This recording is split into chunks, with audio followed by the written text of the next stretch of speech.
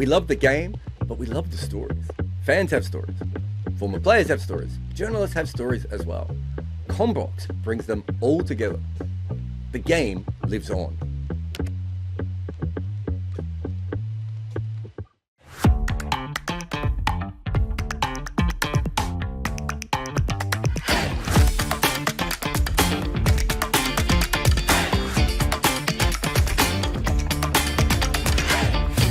Welcome to another episode of KimAppa. Jarrod and Robbie are with you. I thought, there's been a lot of things where Robbie's been the expert, and he obviously knows a lot about cricket and blah blah blah. We don't. He has nobody else, so he has to fall back on me. Yeah, so I have to fall back on Robbie. But finally, there is an episode where I am the expert, and this episode is how annoying it is to face really crap deliveries and how frustrating it can be. Can I tell you my story? So I started playing cricket again the last couple of years, right? And I wanted to work with the kids coming through the lower ranks rather than play, higher up, right? I've played with middle-aged men my whole life. I don't need to do that anymore. So I wanted to play with the kids. And so I played in the very bottom level, Robbie, of the Kent League. Right. Mm-hmm. And I was like, I'll be able to knock the ball around and make a little bit of runs. Maybe if my arm comes back, I can do some bowling as well. Right. I was playing one game. Your arm hasn't come back? It might for this year. It's not far away. But, are you doing rehab and all of that? Yeah. It's just that once the shoulder goes, it doesn't always come back. Right. Like it's especially at my age. But I'm hoping I'll be able to bowl again leg spin this year. And so I'm playing in the bottom level of the Kent League and I'm playing against this kid. And I've got my fucking Javed Miandad head on, right? I'm like 2 meters out of the crease, and now he's going to bowl too full, and I'll drive him down the ground. Then I go back into my crease, and the next ball I'll pull. And every time I did it, right, I got a completely random delivery that had nothing to do with where I was standing on the wicket, right? And I was like, this has always worked for me all the way through my career. I'm not a very good batter, but I'm very good at sort of manipulating bowlers to stuff up a little bit, right? And I was like, what's happening? And then I suddenly realized this kid has no idea what he's bowling to me from ball to ball. He isn't thinking, oh, I've overpitched that one. I need to pull the length back, right? Because that isn't even in his brain. And like suddenly I was like, oh my God, I'm playing cricket in a way that I've never played it before. Every single delivery is like just this kid pressing random on his machine.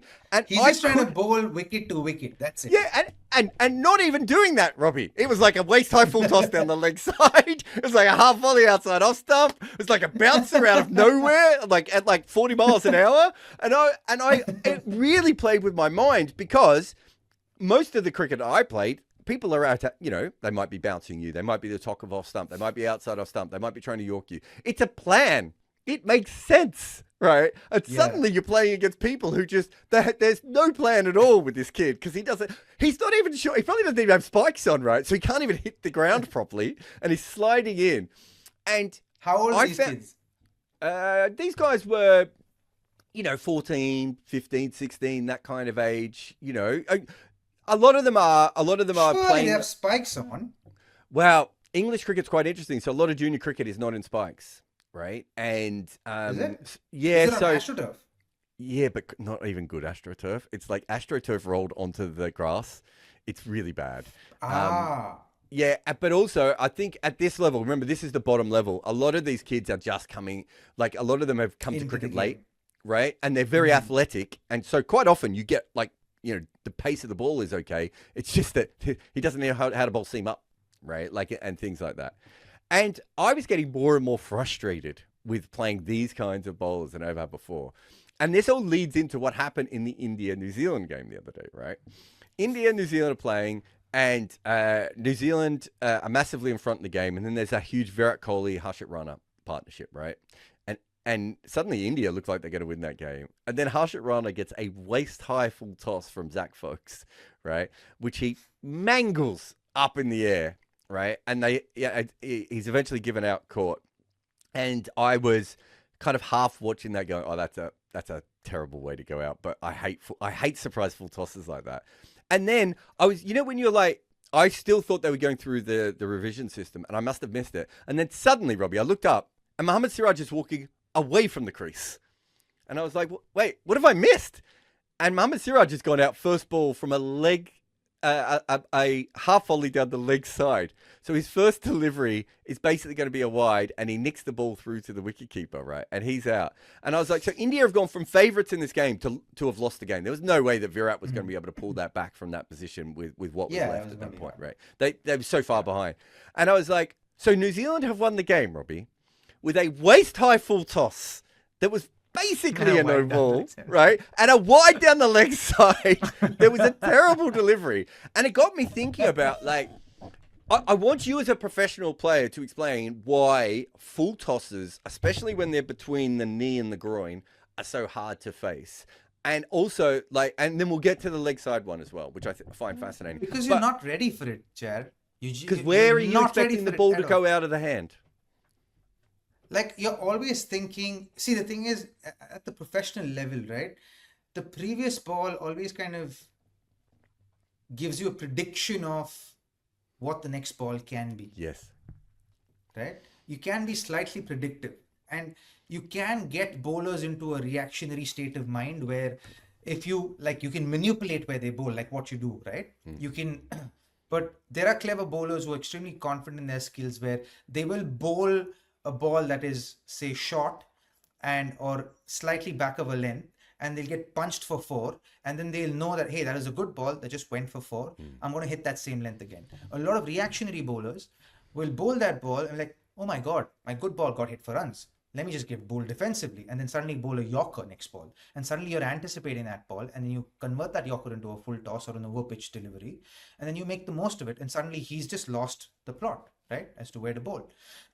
So the issue with the full toss, especially the knee to waist high full toss, is that one is when it's coming at pace, it's one is you don't anticipate it. 2 is when it's coming at pace, it's a really uncomfortable delivery that when you don't anticipate to actually get away, right?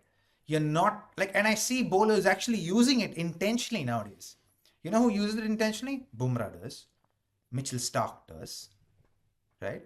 They actually use that, and they're taking a risk, but when they get that right, they actually have gotten batters out with that. Right? So bowlers are actually being clever with it because they know that the batter's not anticipating it. Also, right? But what about the eye line? Does it go above your eye line if it's a full toss, where everything else comes below your eye line? Like for a fast bowler, like for a fraction of a second, not much. Yeah, but like if a normal ball doesn't, right? Then it stays above the eye line. Yeah. So, but a normal ball comes down, so your eyes are trained to look at the pitch, and this isn't hitting the pitch, right? Yeah, your eyes are looking to like track the trajectory of the ball, so to speak. Yeah. But like a knee to waist high full toss will stay a fraction of a second above the eye line and then start coming down towards your thigh, right? The one above the waist stays above the eye line for almost half the length of the pitch, and then it starts dipping down. So that's why people get like uncomfortable with it, or they try and hook it, or they duck, right? Because they have that time to. It's very little time, because the fastest ball a bowler can bowl is the full toss. Yeah. Right. So you want to be ready for that ball, to be honest. So I think over a period of time, you'll start seeing batters being ready for the full toss also. Right. I think clever batters, especially in the death, they'll start getting it ready for the full toss deliveries. And I think you'll see them scoring runs off full toss deliveries. Right. Because earlier, you never really saw that happen. And so because of that, it gets really hard for batters to anticipate it. But now it's happening so intentionally that batters can start preparing for it. And by virtue of that, they will actually be ahead of the ball for all other deliveries. Because if you're ready for the full toss ball, then every other delivery is slower than that. It's kind of like, at that stage, it's kind of like the thing that you used to do with the ball machine, right? Where you have the ball machine on really, really quick. And it's too quick for you to really bat.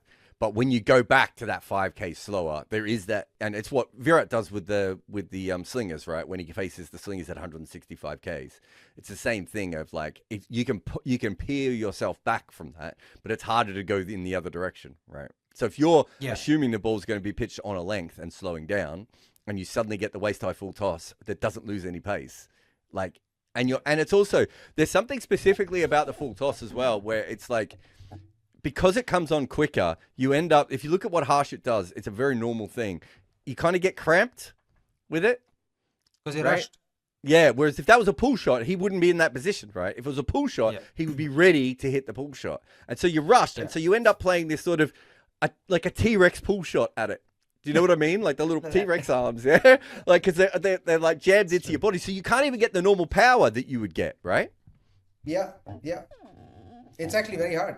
I'll tell you a shit fact, by the way, about bowling machines. So you can bowl a 60 mile an hour or a 55 mile an hour back of a length delivery. And as you increase the pace of the delivery, by the time you go to 80, 85, that back of a length delivery will be an over-pitch delivery. You don't have to change the trajectory of the bowling machine at all.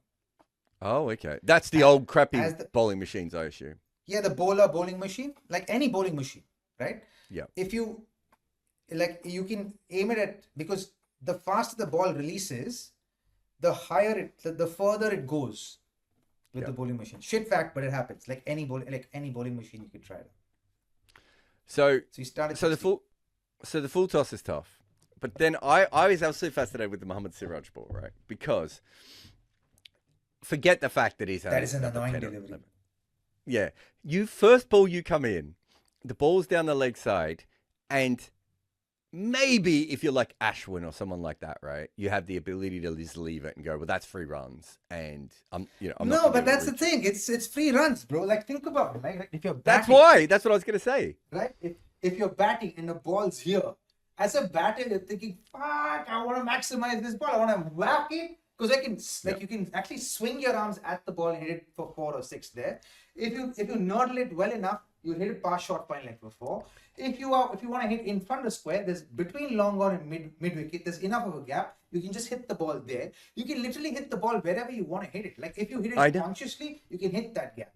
If you want to hit it like a lot of force, which a lot of batters do, they can hit it between deep mid wicket and deep square, right? And if they want to nodle it, then they just kind of think, hey, there's a boundary here. You can just put bat to ball, first ball, 4 runs. Oh, I'll get off to a great start, build a partnership, right? That's what you're thinking. No, exactly. It's I would say it's an almost automatic shot, right? Because as you said, the minute you see that ball down there, so I've got this theory that the worst ball in cricket is the low full toss outside the leg stump. Because you basically cannot be out of that delivery. So it takes away. I've seen one player in the history of the sport be out to that, and it was Tim Southey, who somehow managed to spoon one up in the air. Still don't know how he did it. One day I'm going to interview Tim Southey about that dismissal, and he's going to be like, how do you even remember this? And I was like, because it was such a weird thing that happened. I bet it's almost impossible. The half volley on the leg side is also very unlikely that you're going to be dismissed off it. I don't have CricViz stats in front of me, but I'm assuming it averages over 100. Because most of those balls, you're not even hitting, Robbie. You're just missing them because if it's that wide down the leg side, it's actually hard to get the bat on it, right? And so if you come out to bat and especially if you're a tail ender, first thing you're thinking is he's going to go straight and full at my stumps. Second thing you're thinking is probably I'm not going to play a full shot at this first ball, right? I'm going to make sure that I'm batting for Virat at the other end. Right.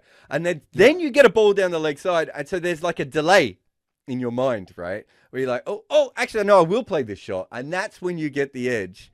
And the chances of that edge go through the wicketkeeper are so low as well, right? Yeah. At that stage in the innings, when you bowl that wide, you only need to get a little bit more bat on it. And there's no way the wicketkeeper can stop it. No chance.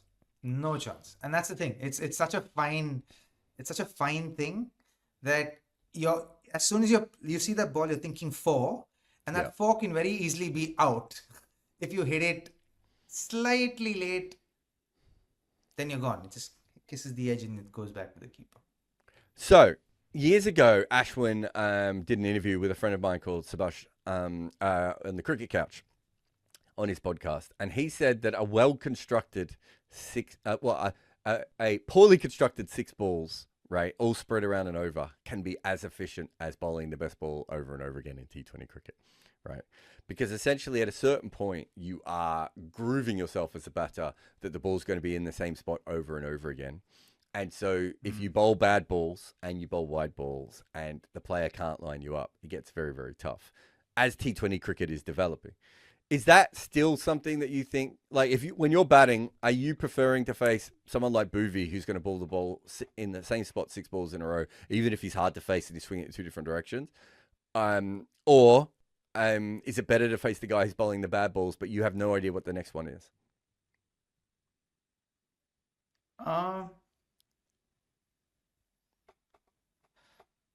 I would say, with this example, I'd prefer a bowler who doesn't know what the next ball is. Yep. Because it keeps me more neutral in the sense that I can keep a much more blank mind, like saying, okay, I can't predict where this guy's going to go. Let me just watch the ball, right? With Bhuvi, it'll be like, is it in or out? And he's going to predominantly hit those same areas, more back of a length. So what can I do based on what he's bowling? So I'm trying to be predictive. So my mind's working. So there, my mind has to work to keep my mind blank while playing the ball, and saying, just watch the ball and play to the merit of it. But with a unpredictable bowler, it's easier to go into that blank state and allow my instinct to take over. How many bowlers do you face in international cricket or in IPL cricket where you're like, this guy's not sure where he's bowling? Or how many times do you face someone who's just, let's call them the Cameron Green type bowler, where they just try a different link every delivery? Like, how many times do you face someone and just go, I don't know if this guy's 100% sure what he can bowl, what he wants to bowl? I'm not saying Shamar Joseph, but Shamar Joseph. I've faced three bowlers who were quick and who at that time when I faced them were erratic for whatever reason. And three of them were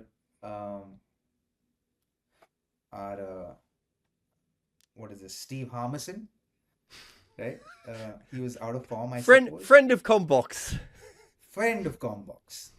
And I remember playing a side game against a visiting England team, and Steve was just not in great form. He was spraying it everywhere, and he's quick. Yeah. Guy's quick. And he's awkward too because of the height and the bounce. Yeah, mid 140s, right? Boy, I felt a lot more comfortable facing Simon Jones than facing Harmison, because Simon was quick, but he was there and thereabouts. So I spent a 5 over spell of Simon Jones where he bowled back of a length, and all I did was played the line. So if it beat me outside the off stump, was okay. But if it came into me, I always caught the inside half of the bat and got a single or a 2, right? Or a boundary if I played it fine enough. But I much rather faced him than Harmy, because he was one ball way outside off stump, one ball way down leg side, and one ball bang full over pitch on the stump. So oh god, so that was hard. Harmy was one of them. This one was slightly more scary. It was Malinga coming up through the ranks when he was young, and it was a bit more raw. Yeah, and he was so quick when he was young. Red new ball, right? And bowling from here, right? Bowling from here. And we've never faced Malinga before, so we don't know where he's bowling from. So the first ball he bowled, and I was opening the batting. The first ball he bowled, he runs normally, and then he does that, right? So when he does that, you're expecting the ball hand to come from here. Suddenly the hand comes from here. I'm like, I was standing like that. And I used to stay pass side on at that point in time. So I could push my head like this. So when his hand went there, I went like this. And the first ball is down leg side. Okay. The next ball is outside the off stump. Right? The third ball, full toss there. Okay. I'm like, oh my God, where is this coming from? Right. And I'm like, okay, forget about where he's bowling from. Let's just see if I can capture where the ball's coming out of his hand. And then that's when I kind of worked it out over a period of, say, 1.5 overs, that don't watch his hand.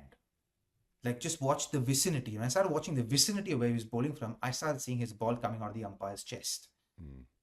Right? And then I started focusing on seeing the ball out of the umpire's chest. And then so I started taking all of my focus till he ran there. I was watching the ball in his hand.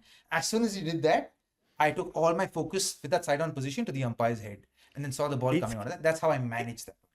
It's kind of like, if he has a red ball in his head, it's kind of like he has, like that scene from Indiana Jones where he plucks the heart out of the umpire's chest and then bowls it at you. It's so weird. And then at that stage, I remember I think it was his first test. I don't know if his first test, but one of his early tests against Australia, when like every delivery in his spell was just different because he didn't really know what he was doing at that He was stage. figuring it And it's out. interesting because he becomes such an accurate bowler by the end of his career. But at that stage, and he was so fast when he was young as well. Like he was legitimately fast. Bro, he was 148, 150 consistently. Yeah. Consistently. And and that was the only thing consistent about him. Yeah. The scariest for me, Shaun Tait. Shaun Tait in Australia, again, someone who runs straight, like he's big guy, like 6'4", 6'5". No, 6'5", like yeah. Yeah, and then Tait gets to the, like, and then he winds, right? He winds and you lose the ball. You don't, like, you can't see the ball in his hand. You lose the ball. It kind of goes behind his back a little bit, doesn't it? Yeah, it does. And then from there, he slings it, right? So the pace of the swing is so quick, and he was erratic at that point. That easily was some of the scariest stuff I've faced in my life. I was a little worried when that happened. Like I remember we were playing a test match, an India A test match in Australia. We were playing in Darwin and Cairns in 2007, 6 or 7. The bowling lineup was Shaun Tait, Mitchell Johnson, Ryan Harris, Shane Watson, Stuart Clark. This is the bowling lineup. One quicker than the other. And Tatey was erratic at that point in time. But he was a menace. He got, I think, 4 or 5 in the first, and then the second innings, Gothi and I, we were bundled out for about 100, I think, in the first innings. And then they scored 250. We got them all off for 250, 275. And then the second innings, Gothi and I batted, and both of us were batting on 75 each, and we were 150 for no loss. And the only thing with him was, I was trying to slow down how quickly that swing, that arm came out of his hand. Like from the back, like how quick, you have to be really, like you have to quieten everything down to try and slow down how quickly the ball comes out of the hand just to capture it, right? I remember he bowled a bouncer, and I just played an uppercut for 6, and I was running past him, and he just turned to me and said, "Fuck!" And he lost it. So I'm like, dude, what's happened to this guy? Because he was not bowling, he wasn't bowling well at that point. But it was an intimidating game, and so it felt very satisfying because that bowling lineup was a top bowling lineup. Like Ryan Harris, heavy ball every day. Mitch Johnson, quick swing, seam, all of it. Shane Watson, heavy short balls. Stuart Clark, fucking there every time, just there. And so we batted like 60 overs, I think, or 50 overs to be at 150. But we did well in that game. Then it rained off after that, so we couldn't get the full game after. So Shaun Tait, I wrote like a 9,000-word article on one spell he bowled, right? Did you? He bowled a spell I'm not surprised. in a List A final in Australia, right? Where I think they were defending like 160, and Lehman would bring him on for an over or 2 and then just take him off. So he bowled like 6 spells to get to his 10 overs or 7 spells, right? Can I give you his figures? Tell me. It was, here we go.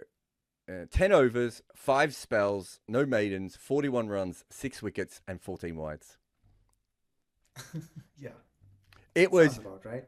I got the whole spell from the analyst from South Australia, and I was like, it is one of the craziest things you'll ever see. And I interviewed like 4 or 5 of the New South Wales players, right, about what it was like. And I can't remember who it was. It might have been Corey Richards. You might have come across him. He played a lot of I think he played some A cricket as well. But a very good player, but a New South Wales player, not an Australian player. And he went out accidentally at number 3 because they'd fired him up to be like, you're going to take the fast guy down today, whatever. And he went out and he didn't realize he was batting at number 4, but he was so in his head, he went out to bat early, right? So he went out ahead of when he was supposed to go. And he's like out on the field. He's like, and remember Phil Jakes? Yeah. So Phil Jakes is out on the ground, right? And Corey Richards is like, we're going to take this guy down. And Phil Jakes sort of grabs him and goes, this is different gravy. you've never faced anything like this before, right? And Kura's like, whatever. And then the first ball doesn't see it. He just doesn't see it. And I talked to all these guys who faced it. And I think Brad Haddon bats at number 7. And Brad Haddon is the first guy who looks like he can actually see the ball coming at him. It is ridiculous how much it is. But again, one of the things that they were talking about, and I talked to some of the South Australian teammates as well about this, of like, they were saying with Tait that like, it didn't really matter what the plan was, right? Because he wasn't really executing a plan, right? And that takes us back to what we're talking about. This sort of, you might be right. I think at a certain point, it's more pure batting when you just wait for the ball to come and you react to it, right? But I think that when you know a little bit about batting, you can't help but preempt. And that is why you become an international player. And so when you get a player... Conscious versus subconscious, right? Exactly. So when you get a player who starts to spray it around, and like folks did with those couple of balls, it sounds weird, but it's really hard to face. And yeah, I'll give you the stats here. T20 cricket in the last year. This is T20 cricket all around the world. The full toss, Robbie, averages 45 and goes at 2 runs a ball, right? So it's getting hammered, right? It's getting hammered lots and lots of times, but it doesn't, if you get it in the wrong spot or you're not ready for it, there's one that, we just did a whole episode on Kuldeep and Daryl Mitchell. There's a moment where Kuldeep bowls a high full toss to Daryl Mitchell, not high, but above the knee. And Daryl Mitchell looks up at the non-striker and goes, I didn't see that. Right? He just goes, it went above my eyes and I couldn't work out where it was. It's a weird position to be in. And it's the same as when, the old Ian Botham thing where he would get wickets with bad balls, right? You've got Bob Willis and Mike Hendricks at one end just bowling absolutely the top of off stump or back of a length at your body every delivery. And then Ian Botham bowls 2 beautiful outswingers and then a short wide one. And you're like, oh, great, here's my edge behind. It happens a lot. You see it happen so much in red ball cricket. It's not even funny. Yeah. When that happens as a player, are you thinking... You know who did that? No. That's a lot in red ball cricket in domestically in India? Shardul Thakur. He'll bowl 3 great deliveries and then one full toss he'll bowl. What? Or he'll bowl short and wide. You'll try to hit it, edge it and you'll get caught. I love watching him bowl from the point of view of you don't get many medium fast bowlers who are that inaccurate. Do you know what I mean? Like his ability to be like, here's a beautiful wobble ball that you're not going to hit. Here's a beautiful outswinger that you're not going to hit. And here is a short ball down the leg side at 78 miles an hour. Do what you want with it. For whatever reason. But so when you go out to one of those balls, right? What happens to you emotionally as a professional player at that point? Oof. You're distraught. You're like, yourself. What the fuck have I done? Because if you're a shit cricketer like me, you're like, fuck it. Maybe I didn't execute it right, but I'm not very good anyway, and I haven't been training this week or whatever. But you guys are like, you're playing domestic cricket against. Shardul play for Mumbai? Is it Mumbai he plays for? Yeah. They've got like a good opening. They've got other bowls. They've got great spinners. Everyone's bowling really well. And then Shardul bowls 2 great balls. You defend them beautifully, and then he can do the opposite as well. Yeah. He can bowl 3 shit deliveries and then bowl an absolute peach. But my point is, he does this. You see the wide half volley and you're like, 4 runs. And then next thing you know, you've scooped the backward point, right? And you're sitting there going, what happens as a professional? I mean, you talk about the frustration, but are you thinking, I executed this wrong? Are you thinking I shouldn't have played this shot? Or are you just like, shit happens? No, you just kind of say... even if you recognize a really absolute crap delivery, you need to be disciplined about executing it, right? Yeah. Sometimes when you see a long hop, right? If you don't stay with that, because sometimes you see a long hop, you've already gone to the result of the delivery. Yeah. You got to stay with the process of it, right? So what you get really upset about is the fact that you haven't stayed with the process of putting that ball away fully, respected what needs to be done for that ball, even though it belongs there at the boundary or over it, right? But to actually see it through to that is what you're really upset about. Yeah. Like, how can you do something so benign and basic? I struggle with the higher full tosses. And I think part of it is, like, I try and overhit them. Whereas if that was a short ball, I would distrust my ability to get back and play a pull shot, right? But when it's a full toss, I was like, well, I have to hit this for 6, right? And I end up not playing Yeah. the shot right. And I think that there's something about the shit ball in cricket that, like, it changes you for that. What we were talking about with the Mohammed Siraj one down the leg side, whereas you are so geared up for the proper delivery that when the really shit one comes, and then suddenly you're like, well, I have to cash in on this. This is a terrible delivery. And then you hit it straight up in the air like Hashim Rana does. Yeah. Yeah, especially at that level, because at that level, you don't necessarily get that very often, right? So when you get a bad delivery, you want to put it away. And so you get a little over anxious or over excited about it. And sometimes the best way to play a full toss is to time it, even if you just get 2 runs for it. Right? Don't try and hit but that's boring. Try and Who hit the a fuck good wants 4. to do that?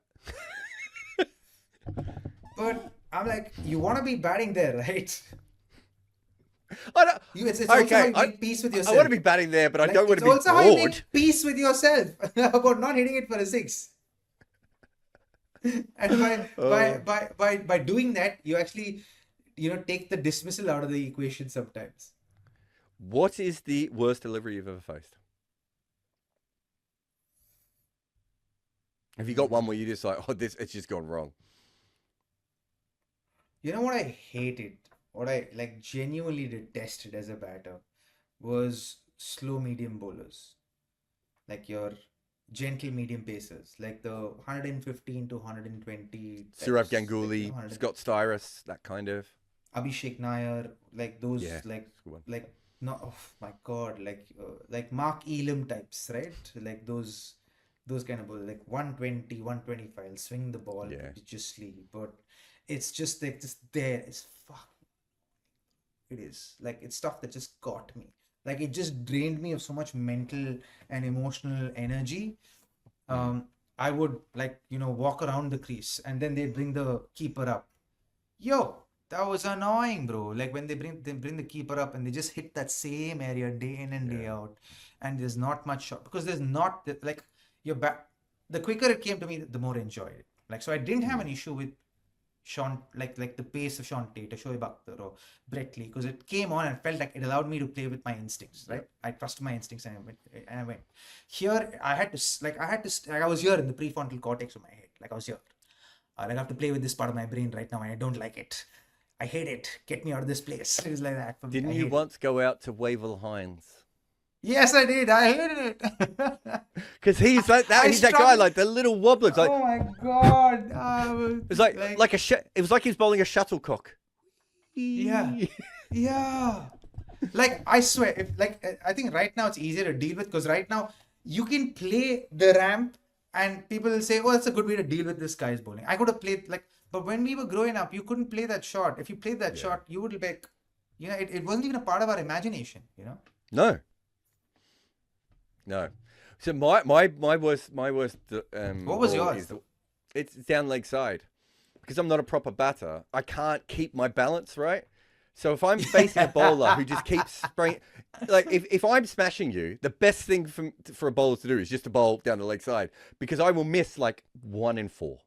I will hit 1 in 4. So you can get dot balls right over and over again because I'm just not hitting it right. The minute you get back onto leg stump, this down the leg side. One guy who I'm like, how are you missing these balls, dude? You know who it is? Devin Conway. Like ball pitching, slightly fuller back, maybe 6 meter length, coming into his hips. Bro, the amount he gets hit on his thigh.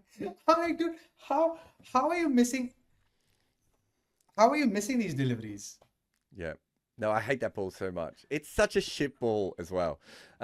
Thank you very much, Robbie. We'll be back next week and we'll be talking about more nonsense as we always do here on KimAppa. Please follow us on Combox. You can also see this great chat that Robbie did with Irfan Pathan that is up on the Combox Hindi channel as well. There's a lot of free stuff on that will come out, but we're also going to have an app. And so you go to combox.tv and find that app. Thank you very much, and we'll see you next time. Combox. The game lives on.